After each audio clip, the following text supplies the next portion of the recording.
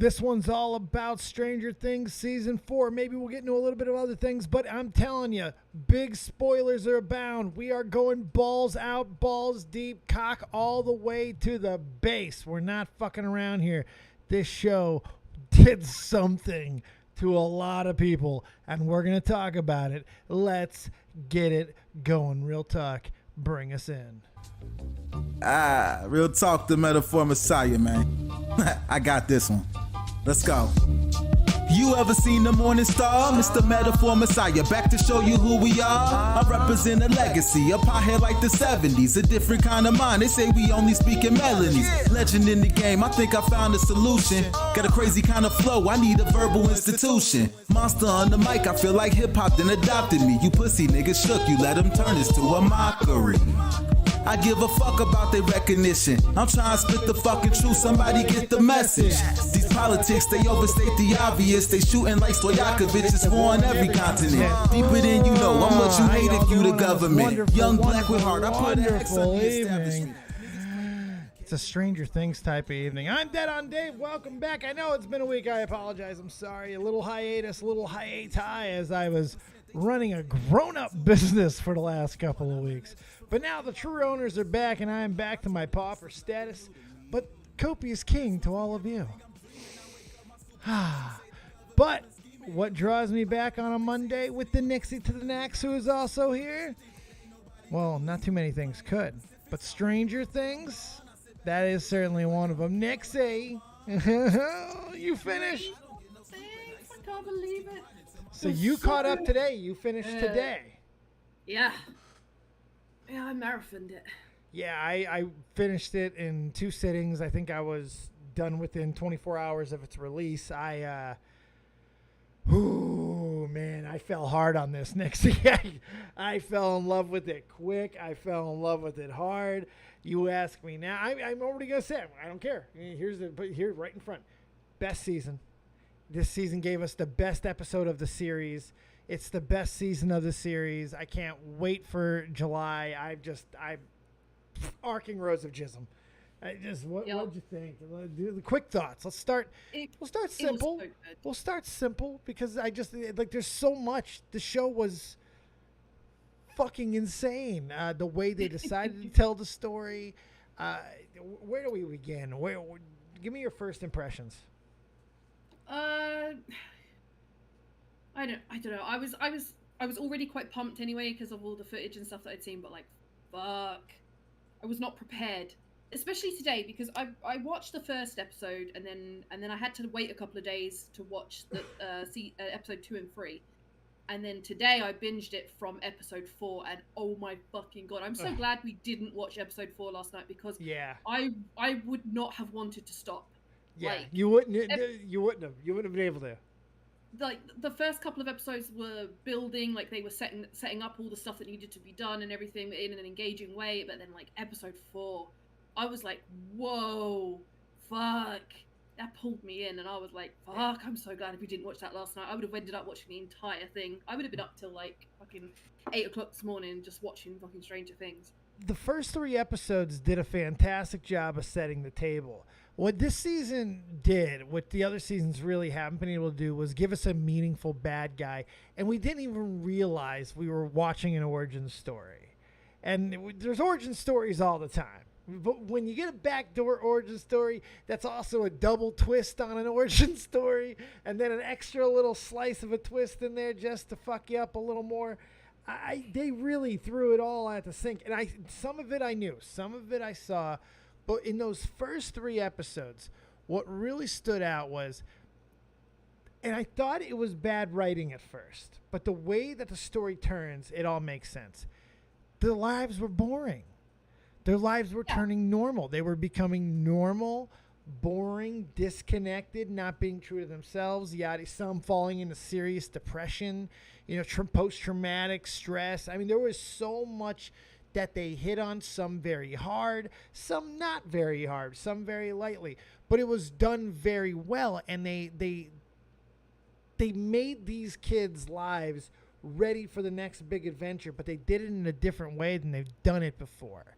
And I just appreciated the fuck out of that, because when shit got real, it got real fast. And Yeah. those first 3 episodes not only set the tone in that manner, but they set the tone in a nightmare manner. And that's what hooked me. This was the Nightmare on Elm Street, not fingerprints, but bloody claw prints all over the season. Just made my Wes Craven heart pitter patter with excitement. This was the scariest season. This season put our characters in the most real danger nonstop. We had a vicious bad guy that was built on the back of incredible storytelling and borrowing from a lot of narrative from one of the greatest horror franchises of all time. What did you feel about the Nightmare on Elm Street stuff, Nixie? I thought it was really well done in the sense of like you know they were paying homage without like some of it being a little bit like, okay, that's definitely like pretty much exactly, but it's like it was done in a way that was still it was still like really engaging, and you still didn't know what was going to happen because you're like, they can't take it to this point or that point, and there was so many like other little word drops in there. Like at one point they actually mention Mike Myers by name. At one point they even say Freddy Krueger or Nightmare on Elm Street. I mean they stopped like, giving any fucks. That's how they gave the description of what was happening. They were like, oh yeah, he's like this Freddy Krueger guy that goes around and does this and rah rah rah. And it's like we're all thinking it, but then the characters say it, and you're like, what the? Wow. Okay. Wow. Okay. Yeah. Exactly. Yeah. Exactly. It was just a really cool way of doing it. But for me, as a fan, now seeing the things that they did, the first thing that I noticed was the music.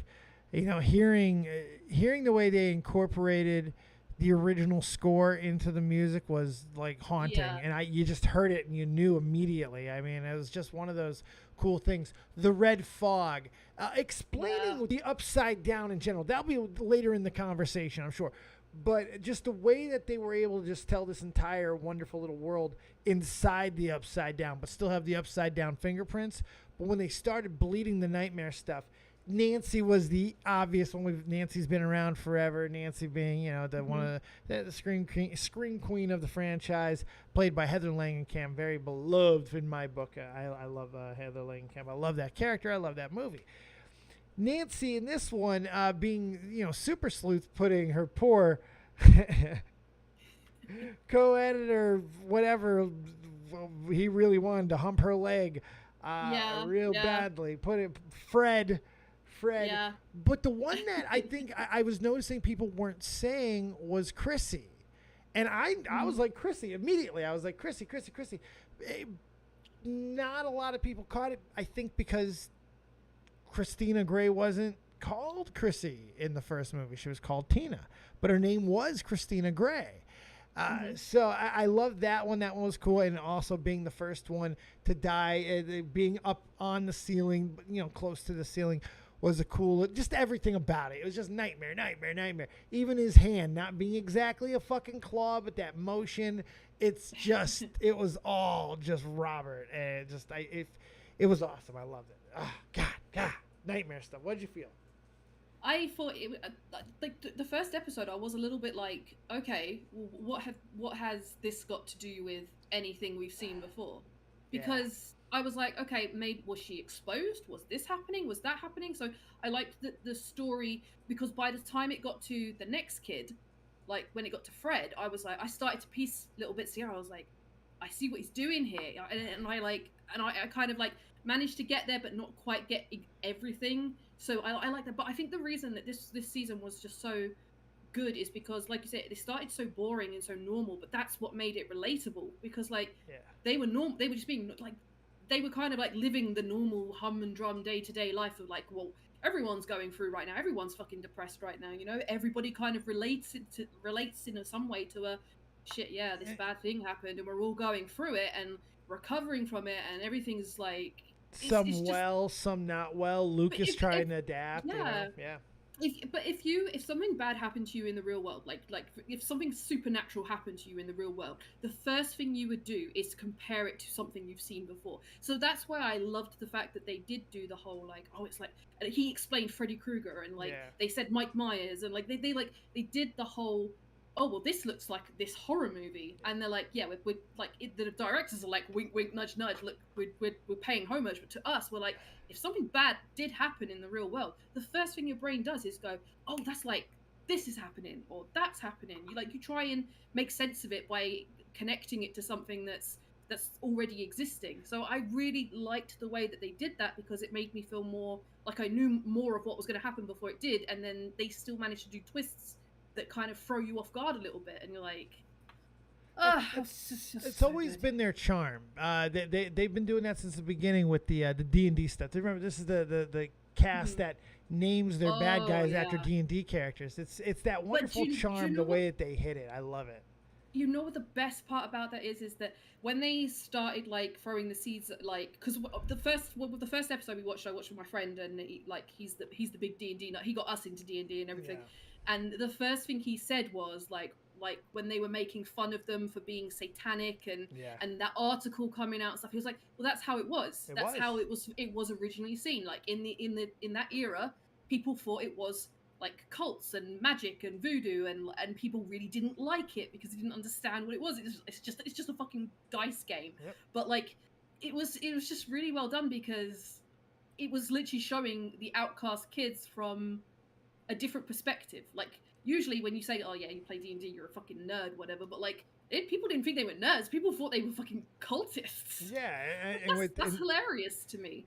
But still inside the school, they weren't really being viewed that until later on. They were being viewed as just how we were all known, freaks. Yeah, and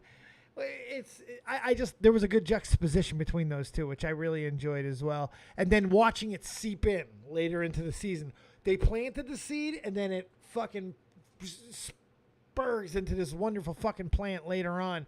And they do that throughout. I mean, they plant stuff early. Like the trailer, the 8 minutes was probably the most brilliant release that a show's done in a while, because they did leave a few things out. I've watched both again now. They left a few things out from those 8 minutes that they released to what we got to saw in the series. There's a couple of little things, but they were important things.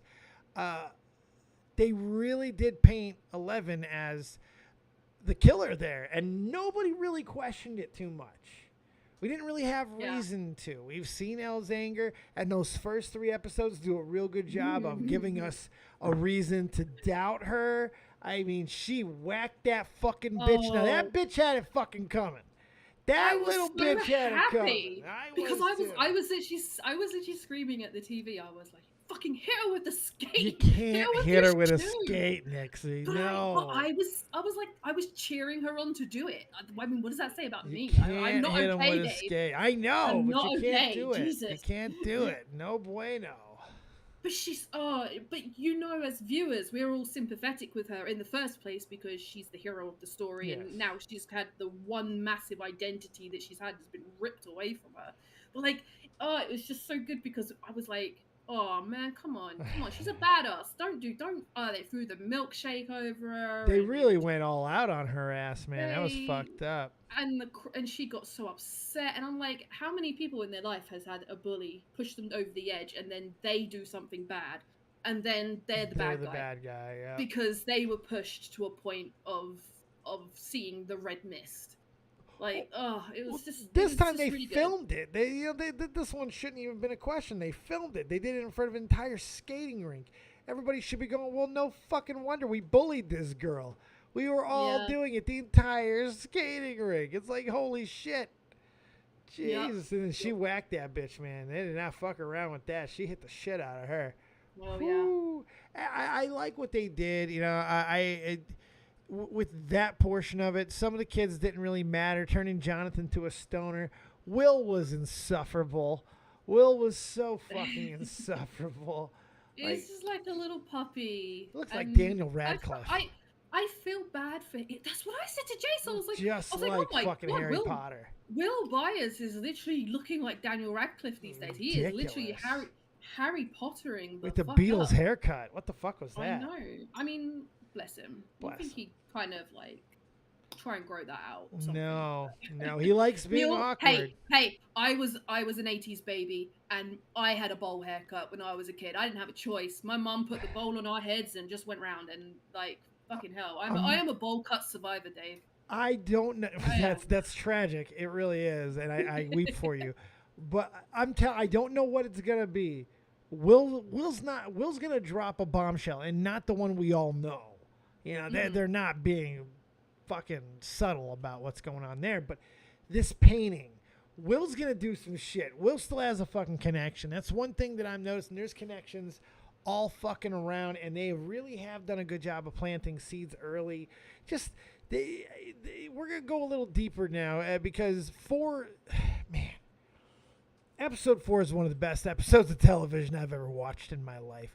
At the end of season 3, when we realize what's happening, and that Max is now in the crosshairs of Vecna, you knew that if you watched the titles, knowing the title was Dear Billy, knowing how Vecna has Freddy Krueger like tortured his victims, we knew Billy was coming back already. We didn't know exactly what capacity, but as soon as we knew exactly then. And they did it exactly the way I thought they would, and it was heart-wrenching and awful. And that girl gave the performance of a fucking lifetime. The emotional shit that she pulled forth, the invisible stuff, but there was just so much that they just hit so hard. I can't believe they pushed these kids this hard mentally to do these type of performances. They really hit some heavy, and I thought of you, and I thought of some of our people when I was watching some of the scenes and some of the language that they were using, especially with the depression stuff, especially with the identity. It was so, oh my God. It hit a few nerves. I had goosebumps, but like, you know, when it's kind of like, oh fuck, that hits a little bit, a little bit close to home. But then the scene, the last scene in episode 4, I think has got to be my all-time favorite scene in the entire in the entire of the show so far. I'm gonna say so far because we don't know what's coming yet. Like the last 2 episodes that are releasing in part 2, they're gonna be like movies. So, like, I mean, the episodes they were so long. It was great because like every time I thought, fuck, it's like, especially the last episode, hour and 40-minute last episode. I kept thinking, fuck, where is it gonna, like, because a couple of times I thought, oh, this is where it's gonna wrap up, and it didn't, and I was like, yes, that's great. But I looked at one point, and I looked at one point because I thought it was closed, like it was ending, because I needed a wee, and I was like, all right, okay. And then I went, well, how long longer has it got? It still had half an hour. Oh yeah. I was like, oh well, you know what? I'll hold it. Okay. That 4th episode, aside even from Max's story, which was fucking amazing, the revelation hit pretty hard of why Vecna was choosing certain people. Yeah. They didn't want to be on the planet anymore, and that was a really scary reason. It wasn't as simple. It was people who were doubting their existence, essentially, you know, one way or another. And that's a really scary trigger because so many of us feel that way at certain points, right? So it's like anyone could be a target, but obviously this one is meant to hit deeper. Go ahead. The whole thing with Max and the whole thing with Vecna basically targeting people with depression or people who are suffering to the point where they don't want to exist, or people who are haunted, which was exactly like the words that they use with they're haunted by something in their past or something.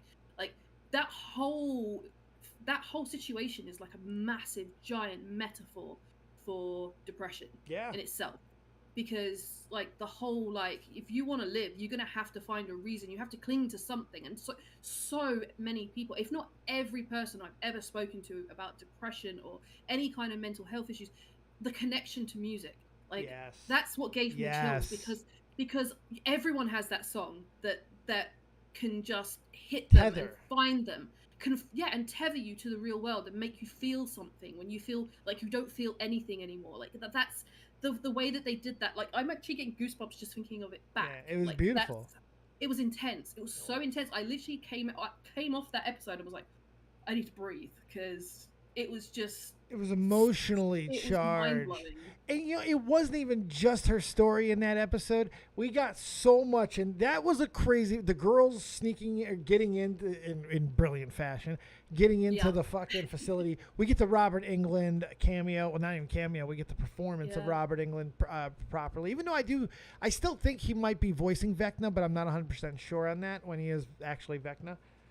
Is it sounded like it early on in those first couple episodes, especially when they would go close in on it, just reminded me so much of Freddy Krueger, the cadence, the delivery, that deep fucking voice. But I'm not sure. But I digress. That we got all that, but we also got one of the most badass singular fucking performances in like cop history. That fat bearded cop that was with the kids. When that house got under fucking siege and Homeboy showed why these guys are in the positions that they're in, because they don't always do this. This dude took on a military fucking tactical squad single-handedly and won. He did it brilliantly. It was incredible to watch. Everything about that episode was awesome, except for Argyle. Argyle started to annoy me in that episode. I think it kind of, they very much fed into the stereotype of what people think originally what stoners would all be like, oh dude, like surfer, I'm a Californian stoner. Like that irritated me a little. But yeah, like you say, like most times, like the cliche thing that when there's a shootout in any show or anything, you just see either the person who's trying to get away makes a bolt for it, and then they get away and they leave the scene behind or something, or whatever. But like he literally took like this, he switched, and the actor did it so well. He literally switched from I'm gonna get my pizza to fuck, get these kids like down, like over, like the instruction and everything. It was just right. It was just, covering movements, giving them hand signals. That was all really, really good. Like all that was brilliantly done, and the way that it would be done. And as Bear says, he did it with a fucking handgun.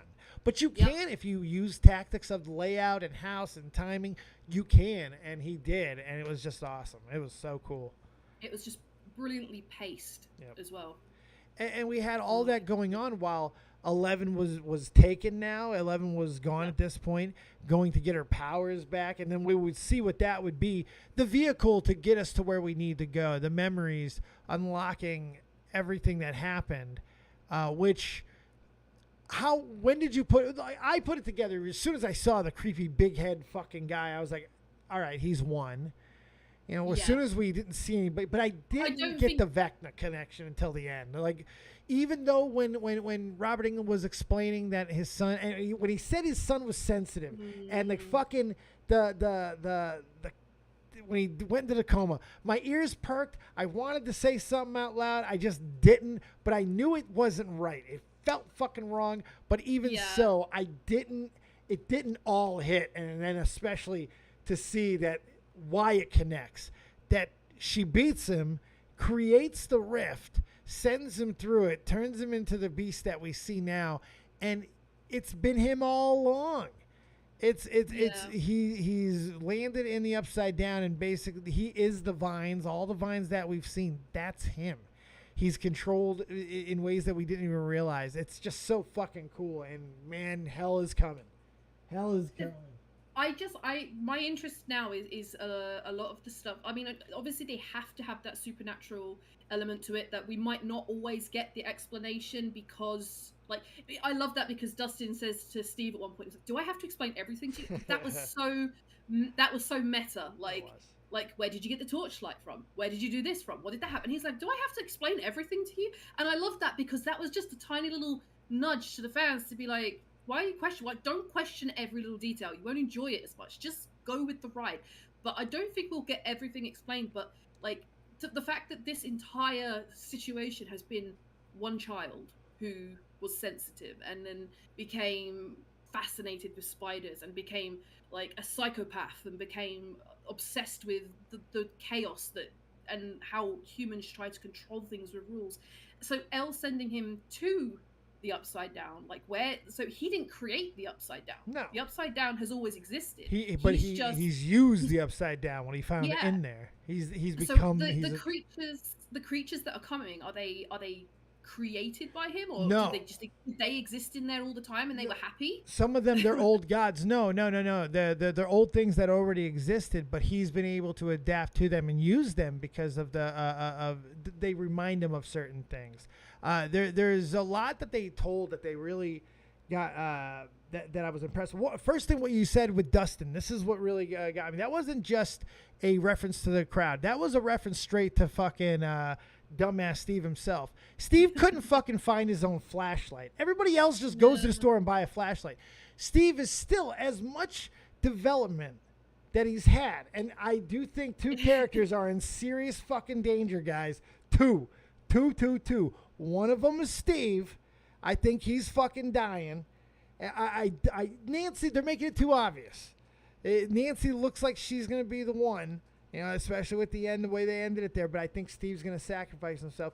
Like, he's had no character development. He's had no fucking real rise. He's been a great babysitter, but he's still in that role. He's questioning his existence. This is all perfect tropey stuff that means yo ass. The other one is Will. But Will is going to also be a sacrifice. I think whatever's in that painting, I think he's either seeing what's happening, knows he's got a connection. Something big is going to happen with Will, and I'm not sure what it is yet. But like I said, there's just, fuck, man. They've really set a lot of things in motion. They really, really have. But what I liked about the whole narrative with this kid is I think that they gave us so many answers in this one so quickly that the reason for it is because we got nothing before. They were just bad guys that were just doing things. But now that we know that there was something that's been there, and remember, time hasn't moved in the Upside Down for 3 years or whatever it was since Will went in there. It has not moved. 2 years. So it has stayed the exact same. So it's like that's a good thing for the Upside Down. That might have ramifications as well. Maybe that's how Vecna likes it. There's a lot that you got to look at.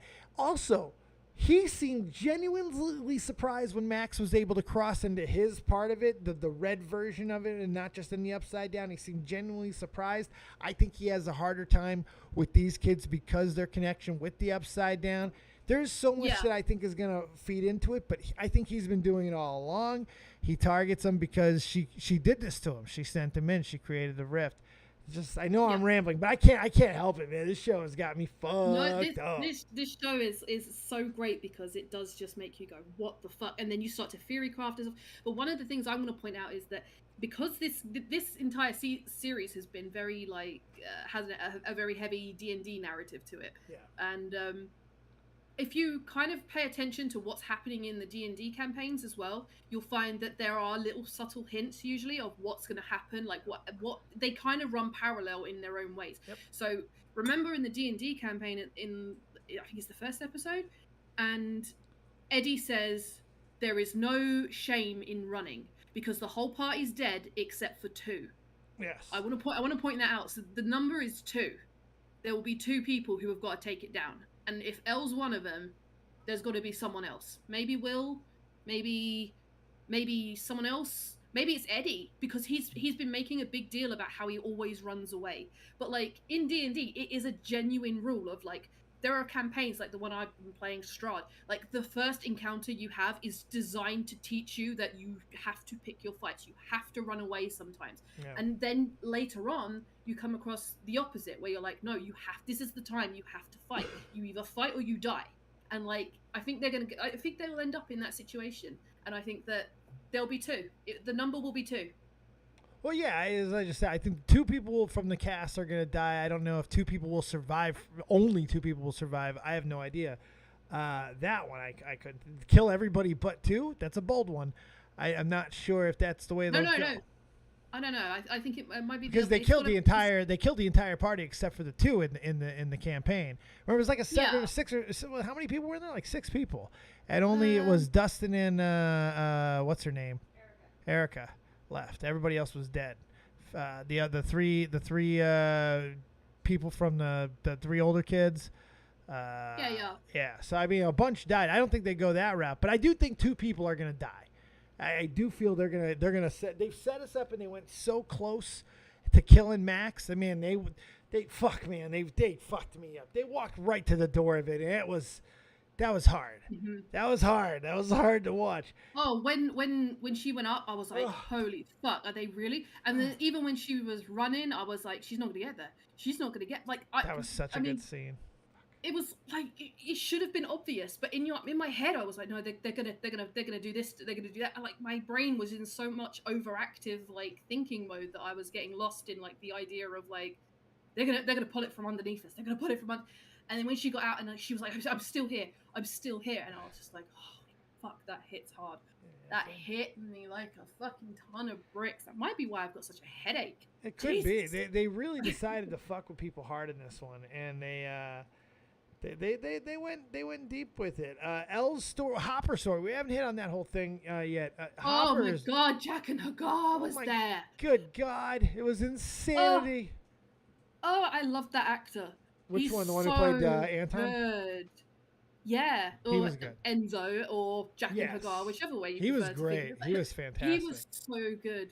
But I really wanted them to do that. I know it's really bad because you shouldn't mix franchises, but there was a point where like there was like, who is he? And I was like, no one. They got to say no one. But no, I really like the buddy system that him and Hopper have made. I really hope they don't kill him. I hope that he kind of becomes this like badass kind of accomplice that they bring back to That'd be cool. Hawkins. I really enjoyed the character. I just thought he was really cool. Like, you know, he was fun. He was very fun. He was interesting. He was a badass. The whole Russian thing, that was brutal. Man, this season did not fucking hold back. It was brutal. It was brutal. Everybody felt like they were in constant danger, and Hopper was a great example of that. They even gave him a taste. They even gave him a taste like everything was going to be okay, and then Yuri being the backstabbing piece of shit, which really bothers me that fucking Murray didn't see that coming. Him being so distrustful. Murray would never drink coffee for giving. He would never do that, ever. I know, but the funny thing is that in the end he was like, oh yeah, these people are wanted by the KGB. And I was just like, Murray was right.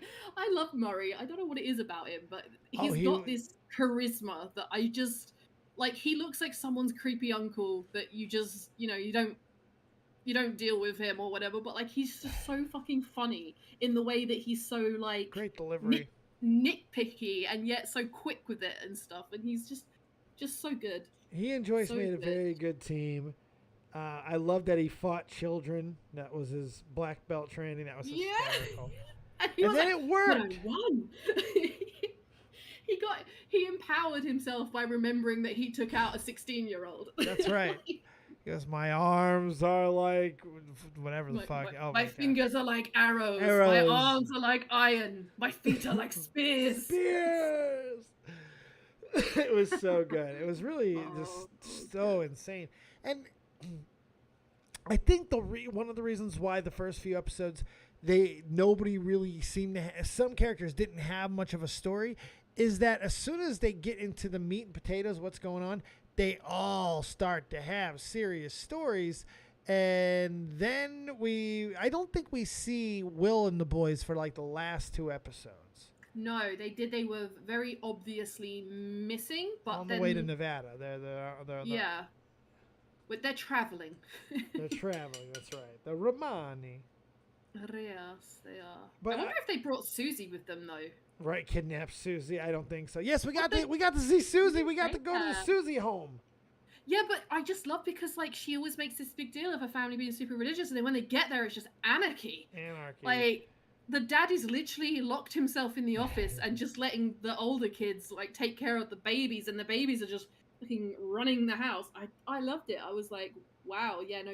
So Susie is the only sane one in that house, by the looks of it. Well, I mean, definition. You know, I love that we had we had the rebellious all in black older sister that went and blew Argyle. I mean, it blew smoke with Argyle in the van. Eden. She like blew garden. Him. Yeah, right. Forbidden. Like the garden. So good. It was really, really funny, man. I loved it. It's just like, what's the internet? Don't worry about it. It's just gonna change the world. The actor child, you know, with the fucking director, that was good. It was just really as bad and hokey as it was also just really charming and fun. And it was a cool little detour on the way. Gave their story a little bit of meaning because I hate Will so much. And anything that Will, I hate him. He's so fucking boring, and I hate him. He Mike's told him we're friends. Mike knows you're gay, Will. He knows, and he's told you. Come on now. Did he tell him? Yes. We're friends, Will. We're friends. Friends, Will. He went wild. We're friends. Friends. He knows. He goes, not my fault you don't like girls. Oh. We said that to him, too. He knows. They know. These kids know. Yeah, but knowing that your friend is gay and then knowing that your friend is in love with you are completely different things. I think he knows that, too. Or if he doesn't know, he's starting to figure it out. I don't know. That's the problem with Mike. He's pretty slow. He's stupid as fuck, isn't he? He is so stupid. Like, he couldn't even tell that when those kids came up to the table that they were not her friends. Like, instant like that, you would know. Will knew, like, in the classroom that something was wrong when, like, things were happening. Like, come on, Mike's slow. So I love how dumb Mike is. Mike's just like in love. He just wants to love his superpower girlfriend. But is he though? Because he doesn't say I love you anymore. Oh yeah, no, you're right. He could be pulling away. You might be right about that. But then that would be very similar to the whole Jonathan Nancy thing, which is kind of like yeah, I don't know. I love the way that they kept trying to explain it like, it's fine. I mean, I'm not mad at him. I am kind of mad at him, but I'm not mad at him because obviously we have all this past trauma together, so we can't get mad at each other anymore. Like, there was logical explanations as to why they were trying to defend it, but at the same time, it's like, actually, you probably should just break up. Right. And on the other end, they're hurtling towards Steve and Nancy, even though I think that is that's Steve's death. Steve is going to sacrifice himself for Nancy. I don't think they're going to have a chance to get back together, but they're hurtling towards that, obviously. But again, Steve going to die. I think he's going to. Is that your prediction? Your prediction is Steve and Will. Steve dies this season. Will dies before the end of the series. Oh. I do think he could die this season. But I'm going to hedge my bet and say end of the series. I'm wondering if Hopper makes it out of this alive. It's going to be difficult. I don't know. I feel like if they put Hopper in, like, they've kind of gone through the whole Hopper doesn't want to live. Hopper has no reason. Hopper's cursed. But then he did his big whole heroic, I'm cursed anyway, so I'm just going to make everything better and get myself blown up. Like, can they do that again with us? Can we still be as emotionally invested in his death, seeming as we've already kind of done it now? True, you could be. You're maybe right about maybe that. it's Joyce's turn. Maybe it's Murray's turn. Who the fuck knows? That's the thing about this season. Everybody does feel like they're in danger. Everyone feels like they have a target. Dave, why do you want Steve to die so much? It's not that I want Steve to die so much. I'm just following the narrative clues. He has no direction. He's not changing much. He's still Steve. He's banging chicks. At fucking Lovers Rock and shit. You know what I mean? It's like, you got to have some sort of growth, or the only real definition you have is to the group is your sacrifice. And Steve is good at that. Steve has put himself in line in front of people before, and he'll do it again. And for Nancy, he'll certainly do it. I think as well, you have to take into account that there's this big dynamic about Steve being very big brotherly to Dustin. Yeah. And at the moment, he feels a little bit sidelined because Dustin's kind of like, but Eddie's like my big brother now. So like, and I love that they had that little dynamic. And like Eddie and Steve going like, he's kind of annoying. It's a bit of a dick really, but like, you know, you still kind of love him. Like, and Eddie's like, oh yeah, well, I was jealous of you because he doesn't stop talking about you. He said he worships you. That was so cute. He worships you, dude. And it's kind of making the idea that I don't know if Steve will do it for Nancy. I think he'd do it for Dustin, because I think that would give Dustin the whole like, Steve was my big brother, he was my hero kind of like ending. You know? I'd agree with you if Dustin was the one in the crosshairs right now, but Nancy is under Vecna's curse.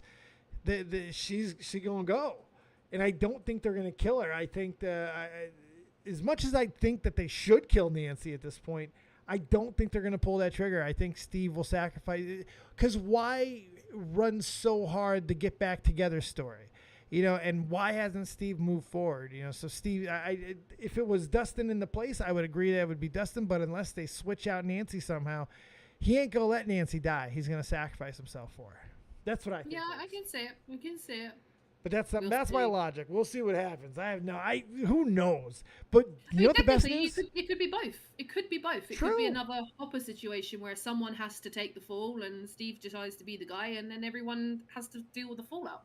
He can save them all. So as good as Max not dying was, it also they can't just save everybody with a song. And if you paid attention to the trailer, there's already an evolution to that, because there's a battle that we get to see with Eddie also using music to fight something. So now we know what that means because they're using music. But he uses a guitar. He's playing guitar in a dream sequence. So we know there's other ways to fight. There's going to be other ways to evolve than just, you can't put a fucking headphones on you and hope that's going to save your ass every time. Because it barely saved Max. Let's not forget that. So Yeah. I think that bodes not good for Nancy, because they're going to try to use the same tactics, and I think they're going to watch Nancy die because of it. And it's going to, when Nancy dies, they got to do something to change everything, and Nancy's death would change everything. So, but do they want to pull that trigger? If they don't, Steve's death will be just as impactful, but it won't change stuff. Steve, it's what Steve's supposed to do. He's Steve. He's just fucking Steve. Although, the only thing that I would say about that is that, I do agree that there is going to be a point where the music maybe isn't enough. Maybe that's why they have to introduce live music. Who knows? Right. But there's a difference between him going for Nancy out of everyone else, is because, one, all the others had, they were literally tied to their grief.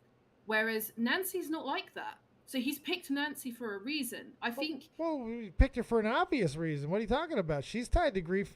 She was one of the first tied to grief. Barb. She's got Barb. I know she's got Barb, but I don't think she technically blames herself for it. Whereas all the others had, like he said, you're a murderer, you left them to die, or you did this. Okay, she lied to her parents. She lied to her parents. She covered up her death. She covered up her disappearance, at least. She had real guilt over that. That was a big storyline in the next season. They also had the whole... one, that happened a long time ago as well, didn't it? It happened season 1. It was the first thing that happened. But Nancy wasn't giving any of the other sides that she didn't have the headaches, because she knew what the symptoms were. She could have said, shit, I'm having that too, but she didn't. No, it's happening now. It's just starting to happen. It's just going faster. You notice that fucking that basketball kid, that happened quick. Yeah, they nailed him real fast. Like that, the timeline's speeding up. Vecna's learning. Unfortunately, Max going in there, I think, changed some stuff, because she was able to go into a place that even surprised him. That's his home. She walked into his home, and now he's going to change his tactics. So I think that might be what we're seeing, and maybe why we haven't noticed any headaches or any other narrative, or maybe there's stuff we just haven't gotten any insight on yet. We know that could be possible as well. They did that with the whole fucking memory game the whole damn time. So he picked her because he could see that she was the one leading the charge and finding information about it. That's possible. Very possible. He also showed her way more. She was basically getting the exact same information that Elle was getting at the same time, narratively to us. But I agreed with Bear to that extent too, because I do think he picked her because he realized that she was the one who was basically leading the charge. That's possible. Because she is kind of like the super sleuth. But he used Barb. That was the thing he used. He went straight to that. So it was. I don't know if that'll be the tie that he continues to pull at, or if there'll be another link. He's stuck with the same one for everyone else. I have no idea if he's going to pull at something, or if this was just... I couldn't tell you, but I just know what I saw there. Mm-hmm. Maybe Nancy just needs to sneeze. I can't wait to just see what happens. We don't have to wait long. That's the good thing. We only got to wait until July 1st. That's a month. We got to wait a month. That's it. Yeah. I think he might take Nancy captive. Possible. possible. Tired. He obviously has some sort of loneliness factor because when he was human and in the human world, he wanted to keep Elle. Like he kind of had this connection to her. He was like, "Oh, we're the same." Yes. But she didn't feel the same way. She was, and she saw all the carnage and everything, and basically got her powers in the most extreme way possible. But well, she didn't get them there. But like that's when they really sort of exploded out of her. Her powers, remember, are just an extension of his. They're just replicated by his. He's the original. He's all the powers that all these other kids were replicated to be able to do started with him, so it's like I love that it was 11 2 1s 1 that got his attention. She was being bullied, that it all just kind of resonated with him. But he told her as well how to unlock that missing piece. Well, that worked for him, which is interesting, and it was counter to what they were being taught to do. No emotion, no anger. And that's when they gave it away immediately. He was telling them to do exactly the opposite of what Dr. Brenner was instructing.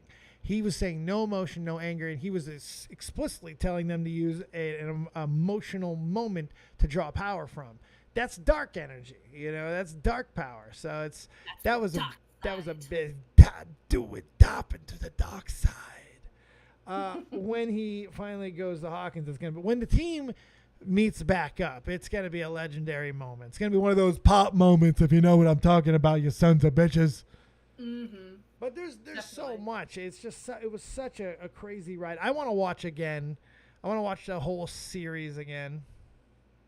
It's so good. There's definitely stuff that I want to watch again and sort of try and take more into my mind. And like this is what I love about these kind of shows, is that you can just kind of lay there and just kind of theory craft for hours and fall down rabbit holes as well, and being like, what did this moment mean, and what did they mean by that exactly?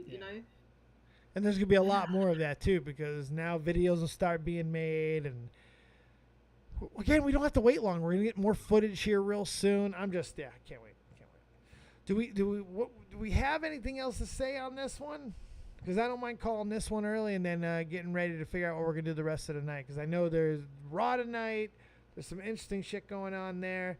Did you want to talk about the MJF thing? We can. It was nothing.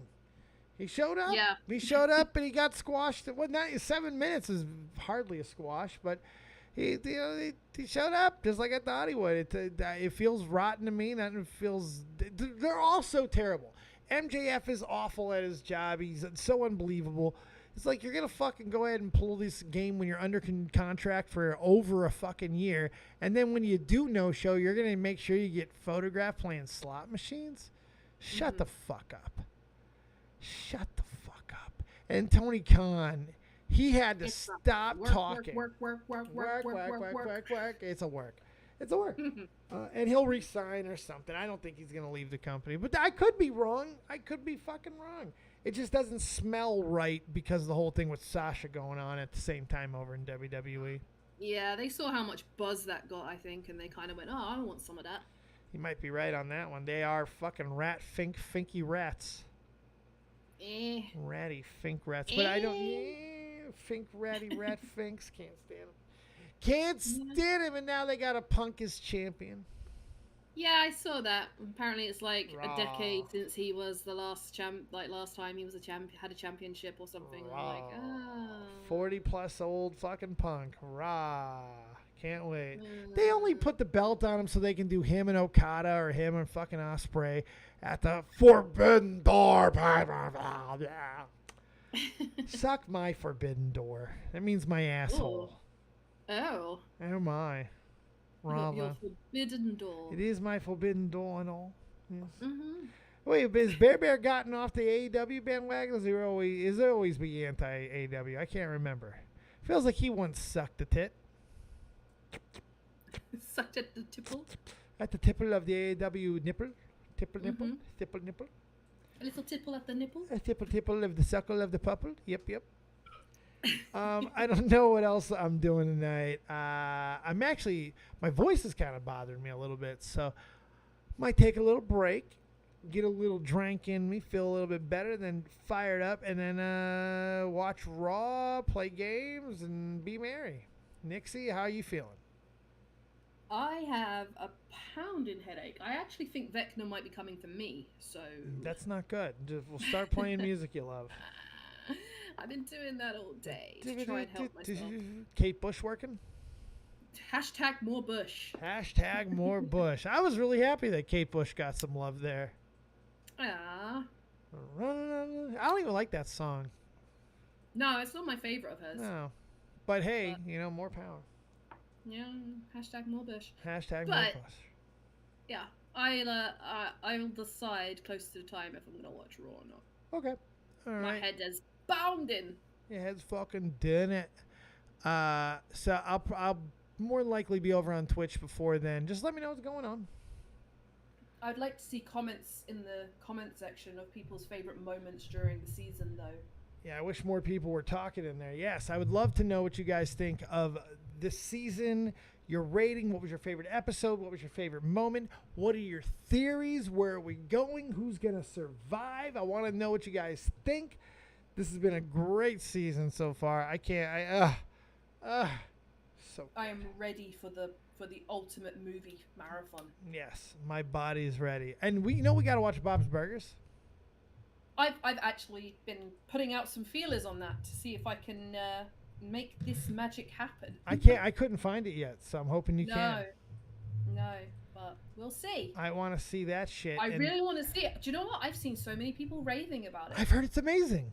I've heard it's amazing. I want to see it. Me too. I did see one of the musical numbers in it though. Oh, was it good?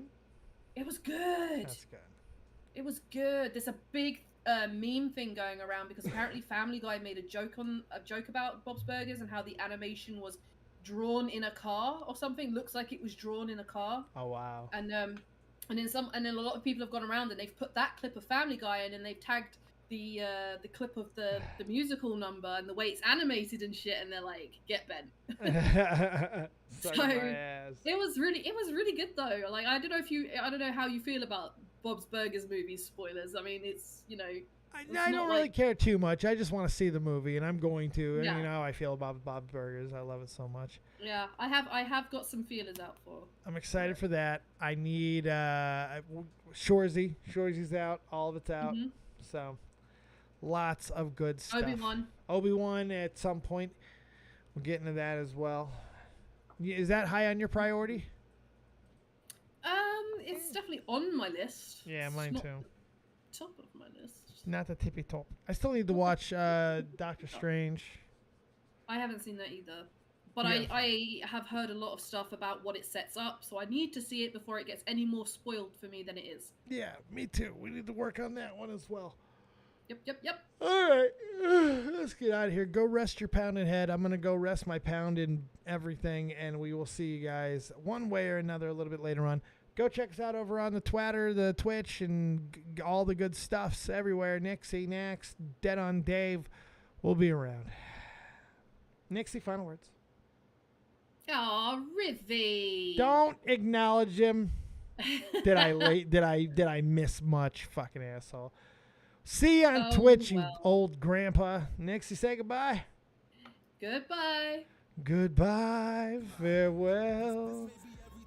Dream a little dream of me. There. Oh, that was nice. That was nice. That was good. That was good. Good night, everybody. I hope you enjoyed Stranger Things. Tell us about it in the comment section down below. Remember, as always, if you don't have talent, have talented friends. Copious Kingdom, all those other outro words that we use. Goodbye.